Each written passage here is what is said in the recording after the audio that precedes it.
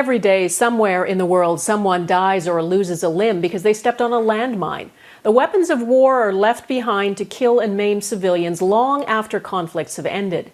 In the case of the Falkland Islands, it's been almost 40 years. Now, people there can finally, safely walk on the beaches again, thanks in part to a treaty signed here in Canada. Crystal Goomansingh reports. Digging in the sand and playing. This beach and all of the Falkland Islands are now landmine free. Yeah, it's brilliant. This is the first time I've ever been on it in my life. For nearly 40 years, landmines littered this region. A tactical and deadly weapon used by Argentina during the Falklands War with Britain in 1982. In 2009, clearing efforts began.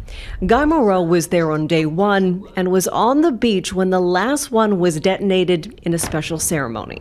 It was a very emotional day for people here. It was certainly, I found it really quite emotional.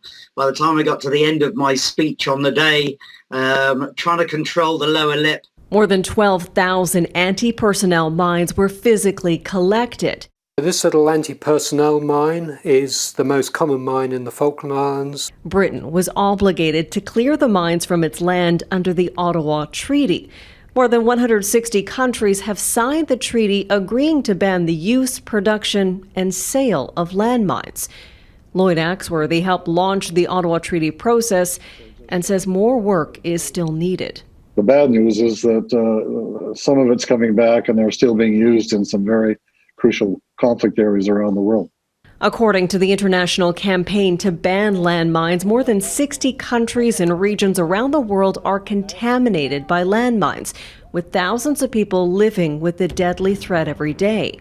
Princess Diana famously drew attention to the plight by walking in a minefield in Angola in 1997, and her son sent a message to the people of Falklands.